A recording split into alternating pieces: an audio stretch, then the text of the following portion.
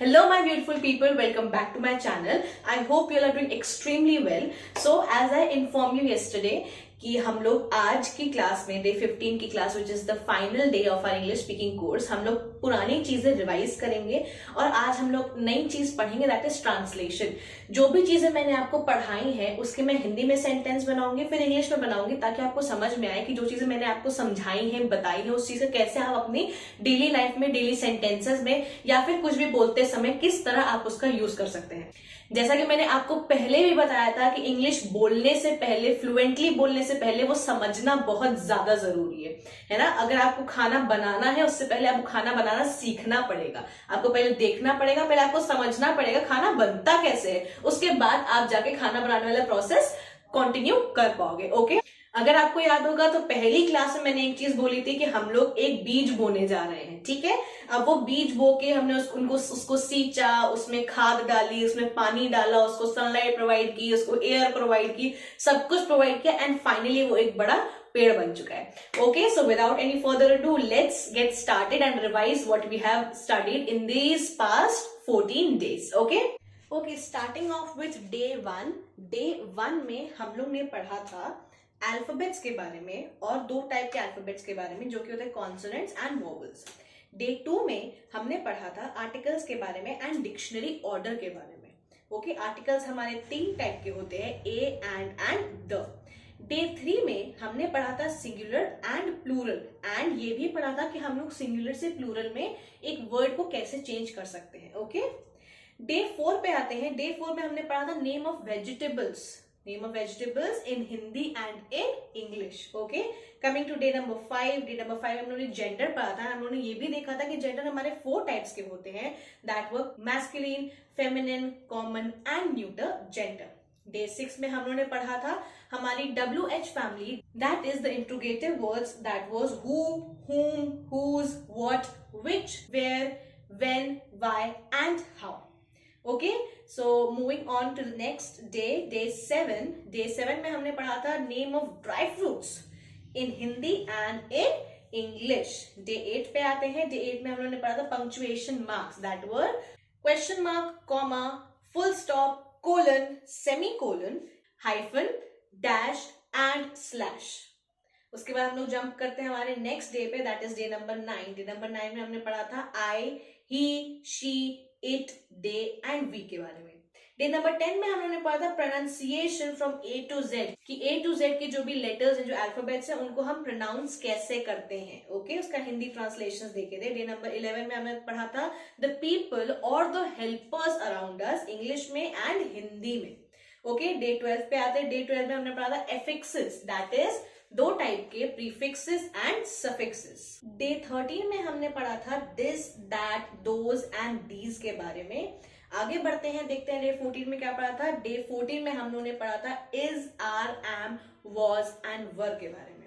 Okay, so now let's move on to day number 15 का thing जो भी हम लोग पढ़ने वाले हैं अभी, that is translation from Hindi to English and not translation of words, translation of a complete sentence.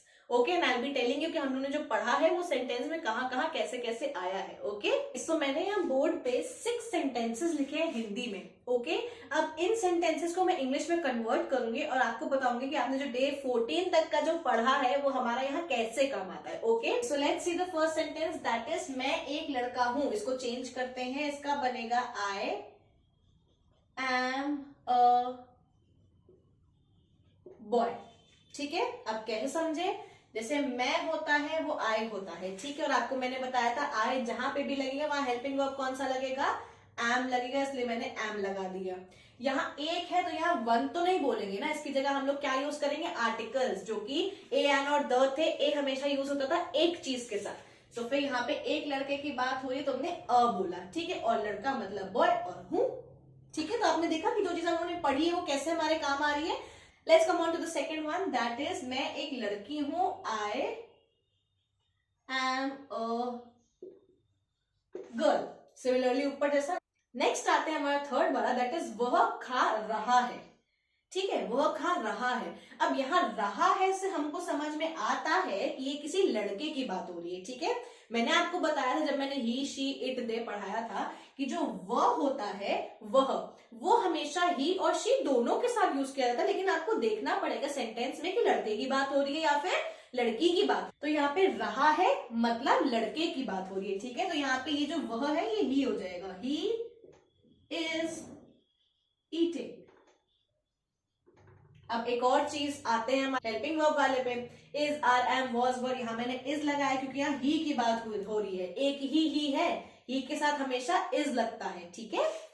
अब यहाँ पे आते हैं नेक्स्ट वाले पे, ये वह है, वह खा रही है। रही है क्या होता है, रही है लड़की के लिए यूज होता है।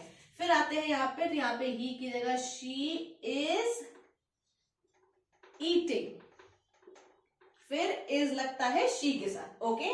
Next we are coming on to this one, that is वे जा रहे हैं। वे मैंने बताया था, वे हमेशा दे के लिए यूज होता है, दे आर गोइंग, ठीक है।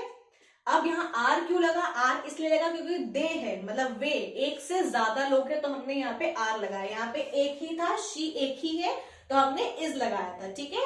नेक्स्ट आते हैं हम जा रहे हैं, हम किसके लिए यूज होता है, वी के लिए, वी आर गोइंग, ठीक है।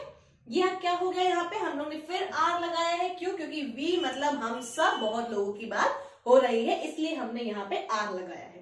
अब अगर यहां होता कि हम जा रहे थे, अगर यहाँ पे है की जगह पे आ जाता थे, हम जा रहे थे, मतलब वो हमारा हो गया पास्ट टेंस, ठीक है, जो चीज बीत चुका कि वो जा रहे थे, तो यहां पे आर की जगह क्या लग जाएगा, वर।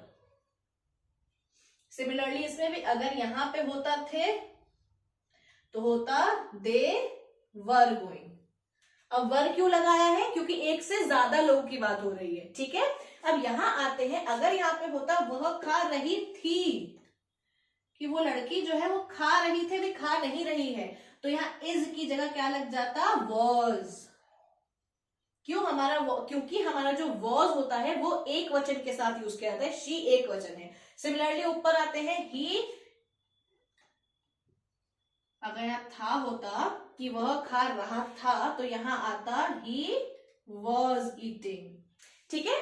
आई होप आपको ये समझ में आ गया होगा। यहाँ देखिए आर्टिकल का यूज भी हो गया, एक लड़का एक लड़की, लड़का लड़की भी समझ में आ गया, फेमिनिन जेंडर या फिर हमारा मैस्कुलिन जेंडर है, आई, ही, शी भी समझ में आ गया, दे, वी भी समझ में आ गया, इज, आर, एम, वॉज, वर भी समझ में आ गया।